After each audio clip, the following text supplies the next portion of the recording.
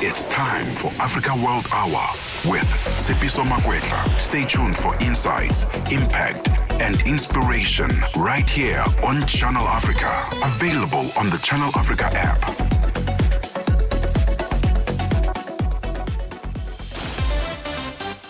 Tsepiso Makwetla winds it down on Africa World Hour, 9 to 10 p.m. Africa World Hour it is on this Friday, 2100 hours. A very good evening to you from our studios here in Auckland Park, Johannesburg, the headquarters of the SABC in Channel Africa. Thanks for joining us. I'm Tsepiso Makwetla, bringing you 16 minutes of the very latest news developments across the continent and beyond. Let's go straight to it. Here are top stories this hour. It's time for Africa World Hour with Tsepiso Makwetla. Stay tuned for insights, impact, and inspiration right here on Channel Africa. Available on the Channel Africa app. And we start in Johannesburg, South Africa, where the family of 17-year-old Tsepiso Makwetla, one of the 14 learners who died following Monday's horrific Vanderbijl crash in South Africa, says they are happy that the scholar transport driver will now face multiple murder charges. Scholar transport driver Ayanda Dludla was initially charged with culpable homicide, but the charges have now been amended and he now faces 14 counts of murder, as well as 3 charges of attempted murder and driving with an expired permit. Makwetla's cousin Tsebela was speaking at a memorial service for the learners in Sebokeng, south of Johannesburg. The most beautiful gift that Buleng has left us as a family is her TikTok page, because now we get to see her in her element, laughing, dancing. As tragic as her passing has been, I think the most important thing we can do as families is remember the joy that these children were to us. I think in the first interview that my uncle gave, he said, this is an outright case of murder and it can never be labeled as culpable homicide. We are glad that the courts are in agreement with that. Staying in the country, the Finance Minister Enoch Godongwana says Pretoria will take a break from participation in the G20 this year under the US presidency and will only resume full participation next year. Godongwana told a media briefing at the World Economic Forum in Davos, Switzerland, that South Africa's influence on G20 issues will continue despite the country being blocked from all G20 participation under the United States presidency this year. Godongwana says the US is not willing to accredit South African delegates. What we do know is that South Africa is on leave in 2026. Not because the Americans can chase us out of the G20, but they hold an important instrument, the accreditation. If you don't have the accreditation, you can't get into the venue, even if you're around. So we must take this that is purely a temporal setback for 2026. 2027, I don't think the presidency is going to be the UK. I doubt if the UK will take a similar posture. As the impact of ongoing flash floods in the southern African region continue to be felt, experts are warning of severe food insecurity and widespread relocation among vulnerable communities. Over 200 fatalities have been reported in parts of Zimbabwe and South Africa, with Mozambique being the hardest hit as all impacted nations prepare for difficult times ahead. World Food Programme Country Director for Zimbabwe, Barbara Clements, has called on aid organizations and the private sector to assist with disaster planning in order to safeguard communities, crops, animals, and vital infrastructure. We also want to close with an appeal to our partners, our donors, private sector, and investors that, there is a gap. We hope to have reached over 538,000 individuals, but we're going to be falling short. We're only going to be able to assist 200,000, and we are already hearing that there are pockets of flooding in locations that will make even more people vulnerable than what was originally assessed in late 2025. Uganda's army chief Muhoozi Kainerugaba has sparked alarm after posting a series of messages on social media appearing to threaten opposition supporters following disputed elections. In posts on X, Kainerugaba, who is also the country's president, Yoweri Museveni's son, said anyone declaring opposition leader Robert Kyagulanyi, known as Bobby Wine, as their political leader should be annulled, and claimed the military had killed 30 supporters of Kyagulanyi. Amnesty International said the posts appeared to amount to an admission of extrajudicial killings and reflected a broader pattern of abuses following the vote. The African Union is moving closer to restoring Guinea's membership nearly 4 years after suspending the country following a military coup. At a meeting in Addis Ababa, AU Commission chairperson Mahmoud Ali Yusuf recommended lifting the suspension, saying Guinea has reached a key milestone in its political transition with a new constitution and presidential elections. Senior analyst at Control Risks, Beverly Ochieng, says the country has made many strides. The African Union's Peace and Security Council said it was inviting Guinea to immediately resume its participation in AU activities. The council commended Guinea's adoption of a new constitution and December's presidential election won by the coup leader, General Mamadi Doumbouya. The former president Alpha Condé and the longtime opposition leader Selo Dalein Diallo were both barred from running. Some opposition parties and civil society groups called the vote a sham. Since 2020, Guinea was one of the 5 West African countries in which the military seized power. Israel wants to restrict the number of Palestinians entering Gaza through the border crossing with Egypt to ensure that more are allowed out than in, it says. The head of Transitional Palestinian Committee, backed by the U.S. to temporarily administer Gaza, Ali Shat, announced that the Rafah border crossing, effectively the sole route in or out of Gaza for nearly all of more than 2 million people who live there, would open next week. Israeli officials have spoken in the past about encouraging Palestinians to emigrate from Gaza, although they deny intending to transfer the population out by force. And further afield, the Taliban-run Supreme Court in Afghanistan has released a young woman athlete 13 days after she was arrested by the morality police for secretly teaching taekwondo to men and women. The woman was detained while training athletes. The BBC's Anbarasan Etrajan has the details. A spokesman for the Afghan Taliban said that 22-year-old was arrested for violating Sharia law after women without hijabs were seen training with men at the facility. According to the Taliban, music was also being played. It's not immediately clear whether Khadija Ahmadzada left prison. Since seizing power in Afghanistan in August 2021, several Afghan women athletes have either gone underground or fled the country. Women-only gyms have been shut, and they are also not allowed to exercise in public parks. And finally, the Kremlin has described nearly 4 hours of talks with a senior United States delegation on ending the war in Ukraine as extremely informative, constructive, frank and trusting. An aide to President Vladimir Putin stressed there could be no hope of a long-term settlement. However, without, as he put it, resolving the territorial issue. The BBC's Vitaly Shevchenko has the details.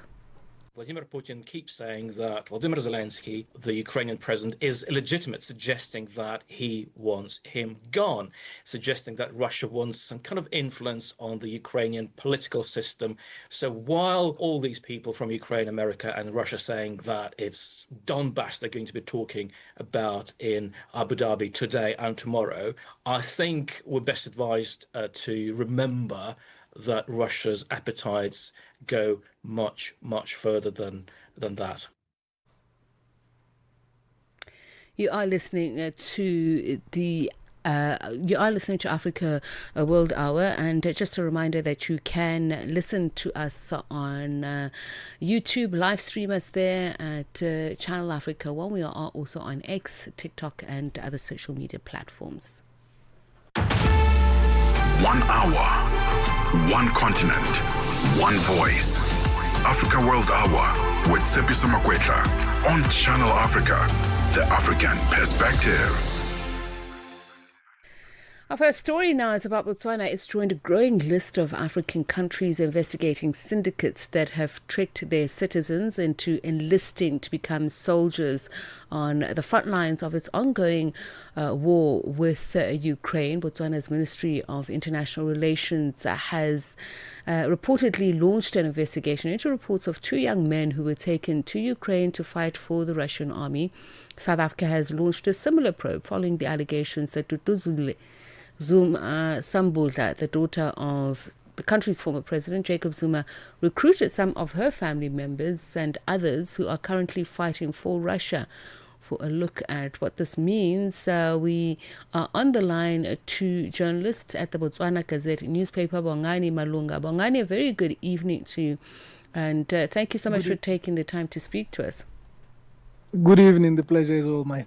So let's just first start with this investigation launched by Botswana. It is obviously focusing on the recruitment, or at least the bogus recruitment of these 2 young men. Have there been other cases that have come to light, or so far is it only these 2 that are known? Yes, there have been a few other incidents. The most notable one was the one whereby the South African police intercepted or rescued 3 Botswana who were very, very close to being victims of a similar scheme in Sierra Leone. So it's not unique. It's something that is prevalent a lot, especially in the last few months. In the case of those the guys in Russia, the report was authenticated by the Botswana government. So this really means that they verified everything and to ensure that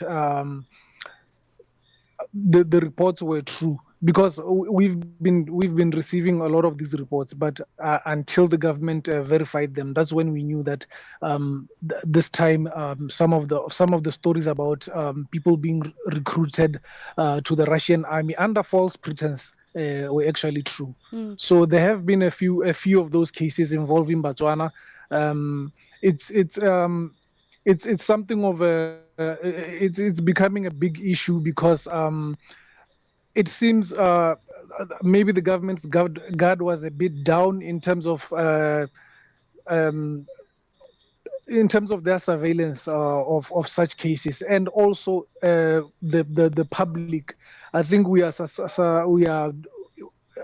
because of the unemployment rates. It has a lot of Botswana have become sort of like ignorant. Yeah, they are vulnerable, but also ignorant in terms of being numb to noticing red flags. So I think it's a big issue. Yeah. So Bongani, let me just ask you to backtrack and talk about the incident in Sierra Leone so that people understand the manner in which this has been done. This tricking of young people to go onto the front lines. What happened then, and have those young people spoken about, how they got there? The reports that we got it was from the South African Police Service, the SAPS. The thing was, those 3 ladies, they were connected via a third party. Because if they were under the impression that because of a third party countries connecting with countries like South Africa, that gave the schemes a bit of credibility. So as long as they were going through other channels that they were familiar with, they thought everything was going to go according to plan. But the intelligence agencies in South Africa, they were quick to notice a few things that were not up to scale, because the thing is, you cannot go to another country without stating the particular details of where you are going, the particular details of the companies that have actually hired you. So those were red flags that were quickly intercepted by the South African Police Service. Okay, so let's look at this investigation that the government is launching. Is it aimed at dealing with the third parties or local agents or networks who are facilitating these recruitment schemes? Yes, I think that's one of their starting points, because in every human trafficking scheme, the agents are always the common denominators. Those are the ones who facilitate everything. So it's a great starting point for them to identify those people. So what they're trying to do now is to sit down with some of the victims who have been identified, to try to get to the root cause, and to try to get to the original channels, to establish where the links started. So that is something that is ongoing, and that is something that the intelligence agencies in Botswana they are currently busy with right now. And the young people who've fallen victim to these schemes, you mentioned the term victim, and indeed I agree with that characterization. Is it how the Botswana government sees them as well, that these are people who have just fallen for a scheme to put them on the front lines, not that they are deliberately intending to serve in a foreign military? Of course, the government has established that these people were duped. They were taken to Russia under false pretenses, under a disguised program. So if it was a plain and simple that they were joining the Russian army, then that would be a different discussion. But they were taken to Russia under a disguised scheme. So right now, if anything, the government actually sympathizes with them.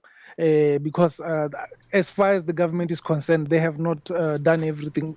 They have not done anything wrong. They're actually victims in an international ring that is concerning. And we understand that your ministry, foreign ministry, is trying to use diplomatic channels to establish the whereabouts of the two missing men. But is it also trying to engage with Russia to desist with this behavior?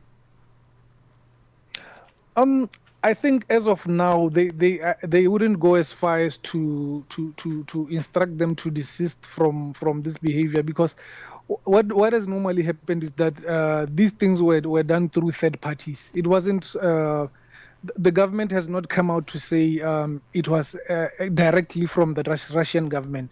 If anything, they are going to ensure that all these other recruitment agencies within Russia are blocked from taking advantage of African people. The Botswana government has already established diplomatic talks, as you have said. Those are going to assist in terms of opening up the discussion now, because in previous cases there were limited discussions, but now, since they have come to the table although they have come to the table under different discussions, this will also be mentioned, or it has been mentioned in some manner, because it is a red flag issue that requires the most immediate response. And this comes at a time when Botswana is to open up an office, a diplomatic office in Russia. So is this an opportunity to strengthen ties by dealing with critical issues of interest to both countries, or is it something that could actually create tensions? I think for now it's an opportunity for the two countries to have a fruitful cooperation, to have a fruitful union. What has happened is unfortunate, but at the same time, like I mentioned, the good thing is that it didn't come directly from the Russian army or from the Russian government. It came from third parties who were actually recruiting people from all over the world for the Russian army. If there would have been tension if the government had directly done that. But I think the Botswana government is already aware that the Russian government did not directly do that, because they would have already put out a statement condemning the actions. And I don't think right now the two countries would be sitting down over a cup of coffee because they would have Botswana would have been quick to. Botswana is a country ran by a government that is human rights centric. So such issues are things that actually are a fly in the ointment. So these are things that they really don't like. So they would have already mentioned it to the Russian government. All right, and that's something that I hope to ask the Russian government, because if they are benefiting, do they take some sort of responsibility? Are they unaware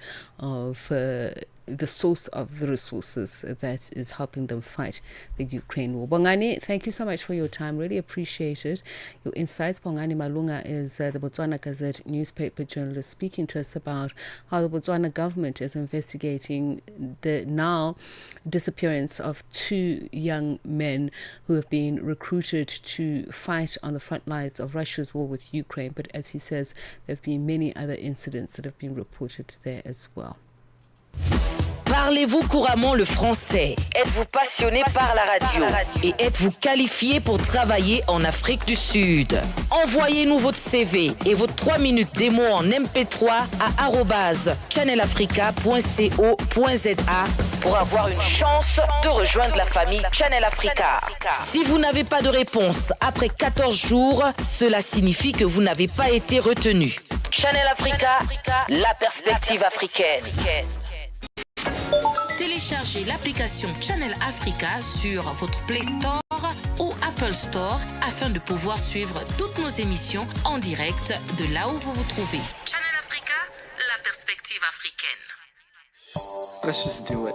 Your life just got easier. Get the Channel Africa app and take us wherever you go. Catch the latest news, enjoy your favorite shows, stream the music you love, and stay connected to the continent. All in one spot, right in your pocket. Simple, quick, and always with you. The Channel Africa app. Download it now on iOS and Android. Africa Update on Channel Africa with Lulu Kabu. I can't believe 1 hour, one continent, one voice. Africa World Hour with Tsepiso Makwetla on Channel Africa, the African perspective. And it is 22 minutes past 9. We've been dealing with some developments around the southern African region. And now we look at what's happening in the Middle East. Specifically, we're talking about Israel. And we talk about this. As of January 2026, reports indicate a severe downturn in the Israeli agricultural export sector, with farmers and industry representatives warning of a looming collapse in the sector. You'd remember that we tried to speak about this issue yesterday, but unfortunately, because of technical problems, we're unable to continue with the conversation. But we plow ahead. We talk about this, the downturn reportedly being driven by widespread order cancellations and market rejections in Europe and Asia, largely attributed to international opposition to the ongoing conflict in Gaza. And for a look at the state of the Israeli agricultural exports and why it's in the state that it's in, that of the downturn, we're joined by agricultural economist based in South Africa, Thabile Nkunjana. A very good evening to you, Thabile, and thank you so much for joining us again. And for a look at the state of the Israeli agricultural exports and why it's in the state that it's in, that of the downturn, we're joined by agricultural economists based in South Africa. Okay, we're going to take a quick break. I'm not sure what is going on, but we'll come back to that. Parlez-vous couramment le français? Êtes-vous passionné par la radio? Et êtes-vous qualifié pour travailler en Afrique du Sud? Envoyez-nous votre CV et votre 3 minutes démo en MP3 à @channelafrica.co.za pour avoir une chance de rejoindre la famille Channel Africa. Si vous n'avez pas de réponse après 14 jours, cela signifie que vous n'avez pas été retenu. Channel Africa, la perspective africaine. téléchargez l'application Channel Africa sur votre Play Store ou Apple Store afin de pouvoir suivre toutes nos émissions en direct de là où vous vous trouvez. Channel Africa, la perspective africaine. Be inspired. Stay informed. Channel Africa, the beauty of life. Now available anytime, anywhere with our new app. Africa World Hour. Africa World Hour. Unpacking global headlines from an African perspective. Right, we'll try again and let's look at other stories now. Russian multinational cybersecurity company Kaspersky has reported a spike in phishing emails containing malicious quick response codes or QR codes. The digital privacy firm says detections for these jumped from 46,000 last year August to 250,000 2 months later in November. This is more than fivefold growth as cyber criminals increasingly exploit QR codes, a trend that will likely continue this year. Tutongobeni has more on this. Global cybersecurity and digital privacy firm Kaspersky has noted a spike in phishing emails containing malicious quick response codes or QR codes. The firm says detections for these jumped from over 46,000 last August to about 250,000 2 months later in November. According to Kaspersky, attackers use quick response codes or QR codes in emails more frequently because they provide a simple and cost-effective way to conceal malicious uniform resource locators or URLs, evading detection by many protective solutions. These QR codes are often embedded directly in email bodies or even more commonly within PDF attachments, an evolution that both masks phishing links and encourages users to scan them on mobile phones, which may have weaker security than work PCs. Robert Swanepoel, technical expert from the sub-Saharan region at Kaspersky, says cyber criminals are constantly innovating. Because the cyber criminals constantly innovate or evolve to bypass existing protections, while defenders or security professionals look to create, update, and implement new countermeasures. Phishing has long been one of the most popular and effective attack vectors because it takes advantage of human natures. But traditional email filters have grown to be great at spotting these suspicious links. To bypass these email security filters, cyber criminals have now turned to QR codes. With a QR code, phishing links are no longer so easy to detect and filter because they are hidden inside an image. This makes it much harder for older security tools to analyze. And in the second half of last year, attackers really doubled down on this tactic. Instead of just dropping a QR code in an email, they started hiding inside PDF attachments, which helps make the message look even more legitimate. Swanepoel says these attackers use the usual phishing strategies with the messages used disguised as urgent and important, with the advantage of using QR codes to steal credentials. And let's remember that they're still using standard phishing strategies, trying to look like an important urgent message, something like an HR update, a purchase receipt, or document that needs signing. And there's another advantage gained from QR codes from an attacker's perspective. People usually scan QR codes with their phones, and phones typically have fewer security protections than desktops or laptops.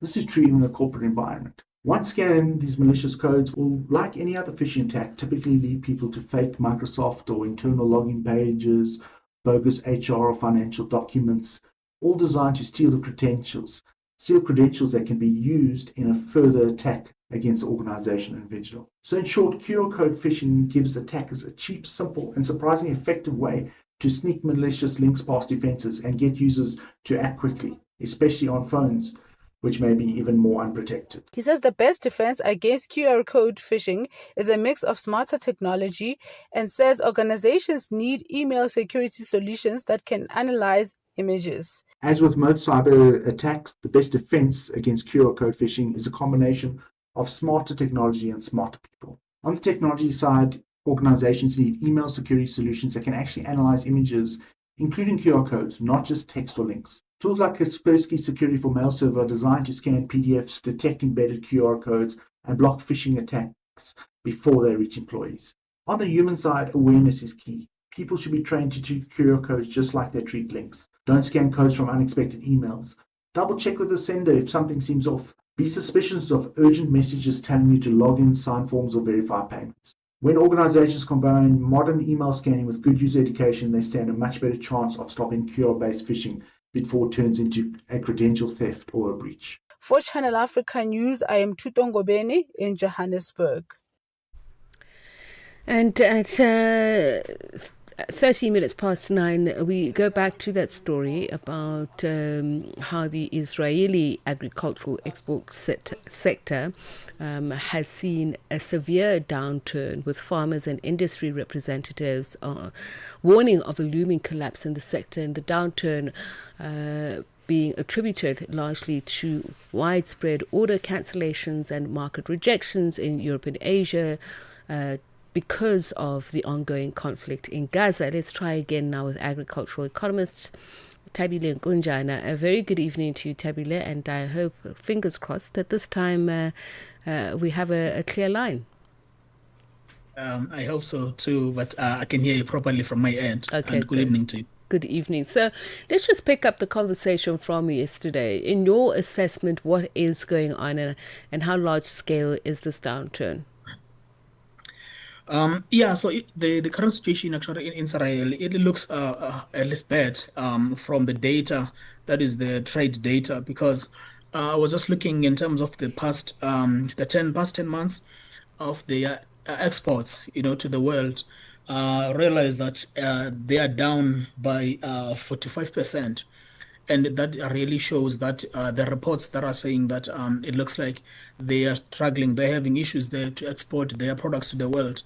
It is really being confirmed by this data, given that, in fact, they are having some serious issues with their supply chains, especially to their markets, even though the likes of USA are some of the leading markets that they are exporting to, but some of the European Union markets, Scandinavian countries there, they are really not seemingly buying a lot of what they normally do as a result of this decline in their exports. So generally there is an issue in terms of their products getting to their normal markets to the world.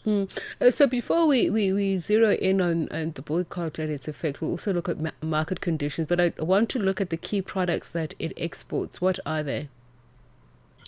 Yeah, so normally Israel is not it's not a very big player in terms of its exports to the world market, but as it the products that it's really sending to the world are more like citrus, it's fruits generally, and this includes the likes of the citrus, which includes lots of oranges, some of the processed oranges, a little bit of meat here and there, and then some wheat products, some chocolates, but generally the leading products that they are exporting to the world is fruits. So those are some of the issues where they're having from those products.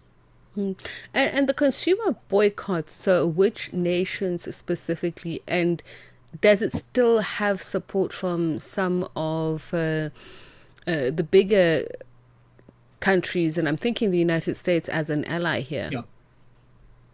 Yeah, no, certainly the USA is not going to be, is not going to abandon Israel based on, their relationships and the current stance that they are taking, towards what is happening, in the Middle East, between the war that is happening there. So the reality is that the USA looks still to be buying some products there, but countries like, for instance, Netherlands, China, United Kingdom, Japan, France, Mexico, and Germany and Russia. Those are some of the markets that it normally exports to. And it's because they are in the top 10 as markets. But the fact that they have seen a decline of over 40%, it shows you that besides the US, the other markets, particularly those that are in the European Union, and some of those that are in the Asian market, they have not been buying as they have been doing in the previous years. As a result, their exports have plummeted, at least for the past 10 months. If you had to compare the same period to 2024, that is the 10 months of 2025, comparing them to the 10 months of 2024. So they are having issues with those other traditional markets within the European Union and Asian markets. Okay, so beyond the consumer boycotts, there have been maritime disruptions such as the Red Sea blockades. What has been the impact on that? Yeah, so the reality is that the farmers in Israel, they are feeling what is happening because I've seen that they have been reporting some of their products not being even harvested from the products, sorry, from the fields, because there is no market. And also remember that Gaza itself or Palestine itself, it is the market that they've been selling their products to. So because of the current situation, Israel, Palestine cannot buy these products because of the economic downturns.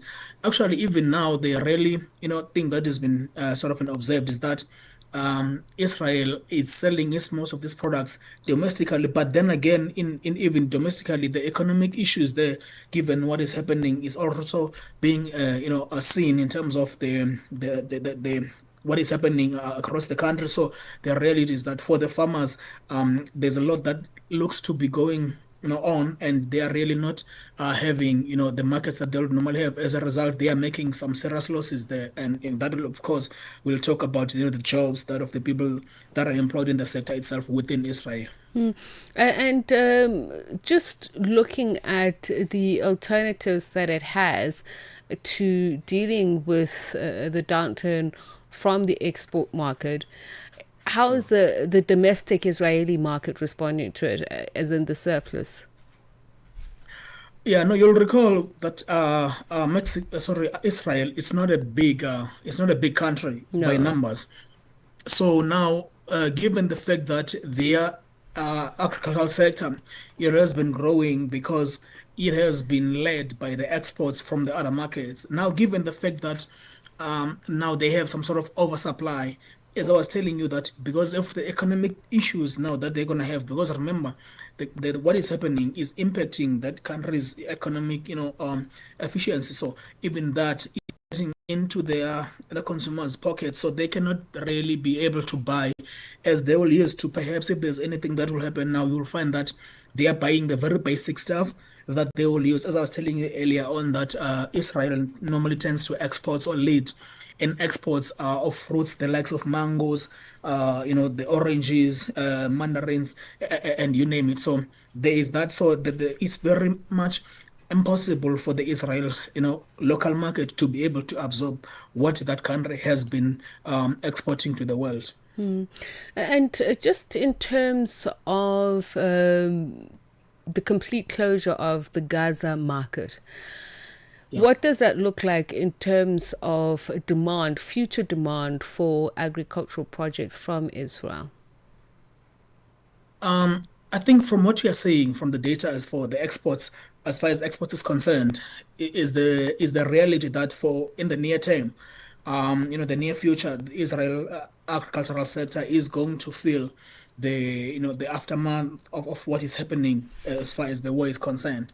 Because even if the war is to end, the ceasefires and everything that is being pushed, Israel, Palestine is not gonna easily get it back to what it was before, as far as the economy is concerned. So meaning they're gonna rely a lot of individual, community and people within households are gonna rely on some of the aid that is being that normally the likes of United Nations send through, because the economy there is gonna take time to come back, and the fact that given the proximity, because you'll remember that when it comes to trade, proximity of the markets, it plays a critical role in terms of which countries are closer to you, and you can export with. That's why a lot of their products they have been selling, to Palestine, and for that reason, it is going to take them quite some number of times.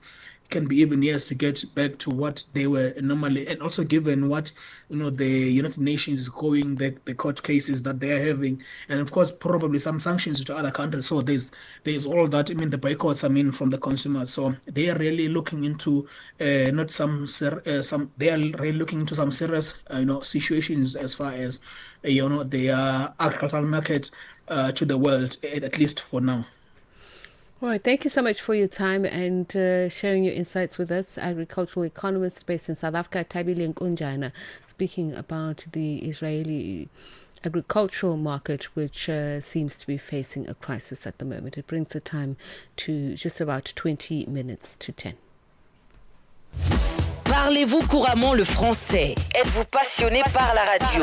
Et êtes-vous qualifié pour travailler en Afrique du Sud? Envoyez-nous votre CV et vos 3 minutes démo en MP3 à @channelafrica.co.za pour avoir une chance de rejoindre la famille Channel Africa. Si vous n'avez pas de réponse après 14 jours, cela signifie que vous n'avez pas été retenu. Channel Africa, la perspective africaine. Let's just do it. Your life just got easier. Get the Channel Africa app and take us wherever you go. Catch the latest news, enjoy your favorite shows, stream the music you love, and stay connected to the continent. All in one spot, right in your pocket. Simple, quick, and always with you. The Channel Africa app. Download it now on iOS and Android.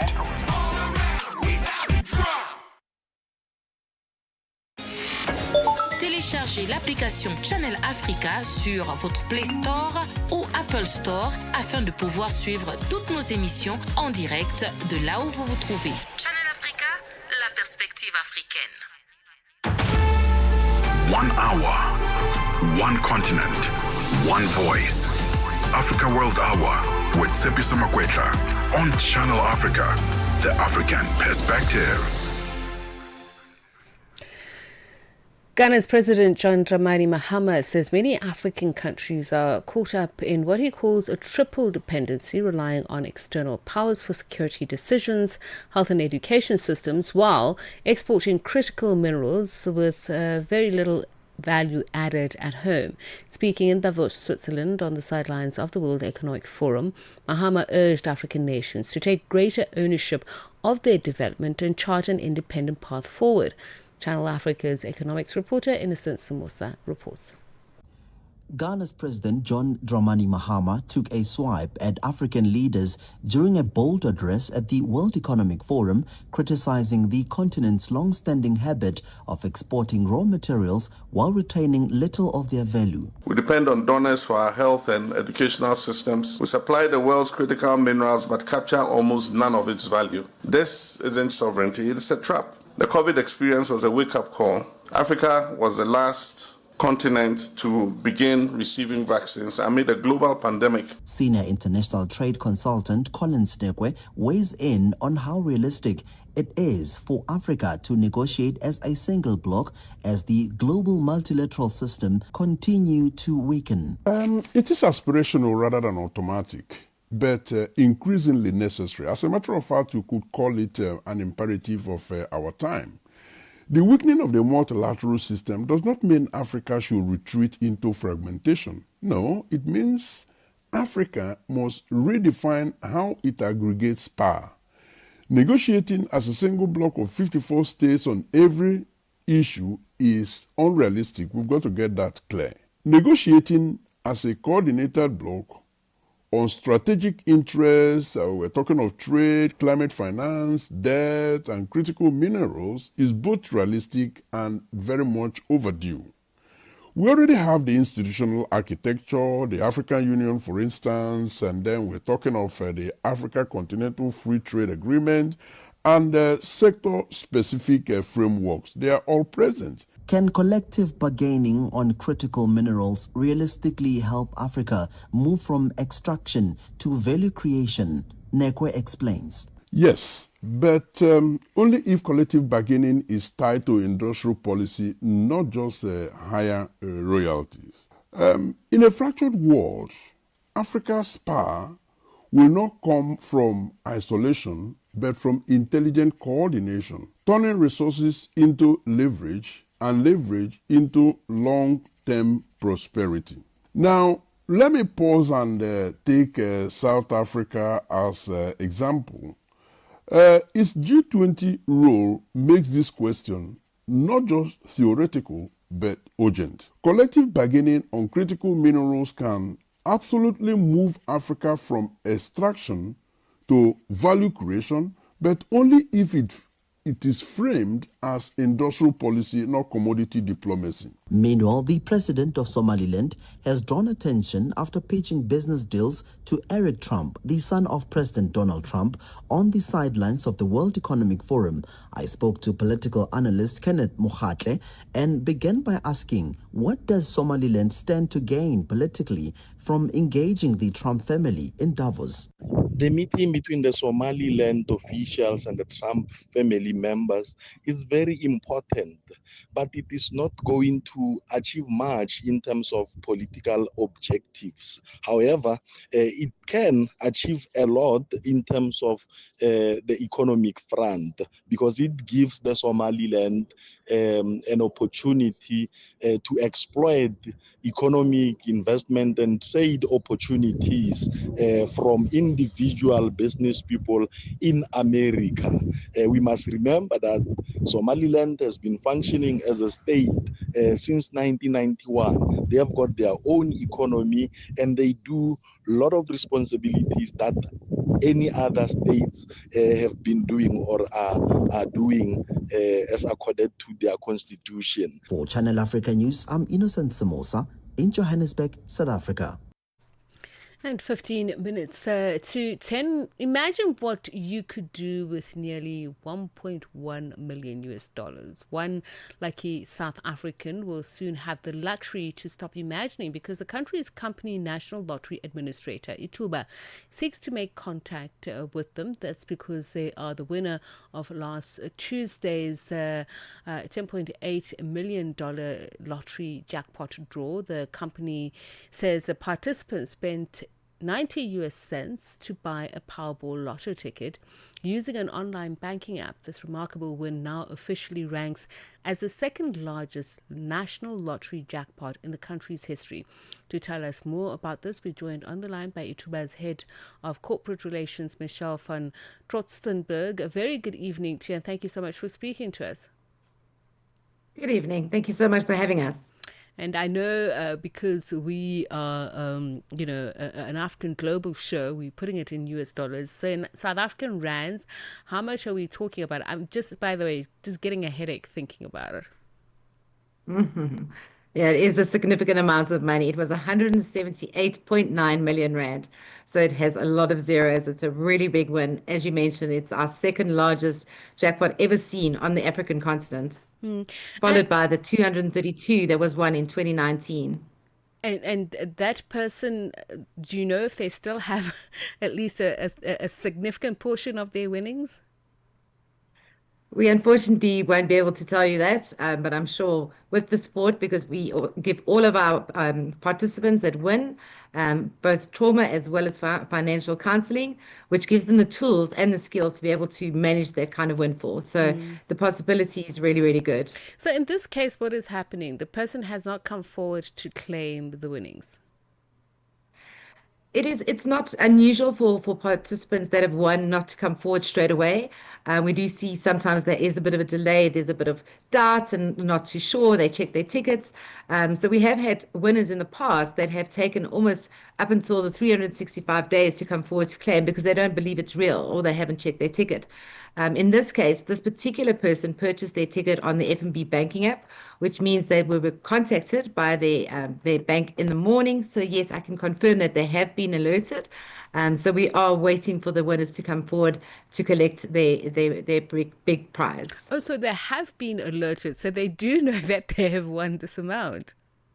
They do, absolutely. This is such a fascinating case. So is there a period of time within which one has to come forward to claim their winnings? Is there ever a time where they would forfeit their winnings? So I'm just thinking in a case where somebody either didn't, as you say, they've been contacted, but maybe somebody didn't pick up the phone or they were unaware. Is there a sell-by date, so to speak? Absolutely. So in South Africa, you have to claim your winnings within 365 days from the day of the draw. So the draw happened on Tuesday. So they've got 365 days. In other countries, it's 180 days. Some countries even only give you a 7-day period within to claim. So in South Africa, it's 365 days. And unfortunately, if they don't claim within that 365 days, they will forfeit their prize. So, just in terms of the winning ticket that was purchased, um, you mentioned how much was it that they spent, and how many tickets did they purchase? So they purchased one ticket. The wager was 15 Rand. That's less than $1. Wow. So it was a really, really good investment. And they basically chose a quick pick option, which means they only bought one line. And they used the random selection number option instead of choosing their own manual numbers. So it was really, really a lucky windfall. You know, I must tell you, because there are obviously a lot of skeptics, even though they play the lotto, and I'm one of those. I hardly ever play it, but when I do, I'm always wary of the quick pick option, because I'm like, what if this thing is rigged for me not to win? No, it's not rigged. It's a random number generator. It is approved and certified through the International Lotteries Association. We use a system that is approved through Shrek. So it works on algorithms. It works on random number generating exactly as it says it is. And there's so many different combinations. And we've seen in the past we've had multiple winners, and with the quick pick option, and it's just really just pulling the numbers. I mean, as you can see with the odds of the game, each game is different, but the numbers do come out. And I can say that over 50% of people that play the National Lottery do actually opt for a quick pick option. Okay, so just for future players who are always wondering, and just also tell us the ratio of the chances of winning. I know I will use my own 1 in a million, but what are the actual chances? Because you said it's an algorithm, and I've seen people who go to a counter with literally sacks of money in plastic bags, and they've even got a diary there. It's a whole operation for some people. So just tell those who are thinking of playing the lotto, who've never played it before, though they're very few, why they should play the lotto, and why you do have a chance of winning that crazy amount of money. Yeah, absolutely. We've created a lot of multimillionaires over the year, over our tenure of over 10 years as the operator of the National Lottery in South Africa. So the odds of winning in the Powerball game is 1 in 42. If you compare that to the US Powerball, that is 1 in 600 million. So you can see the odds are quite a lot in the South African market, and it is designed for the South African market. So the odds of winning are really, really good. But there's something that we need to also remember is the National Lottery is a beautiful brand.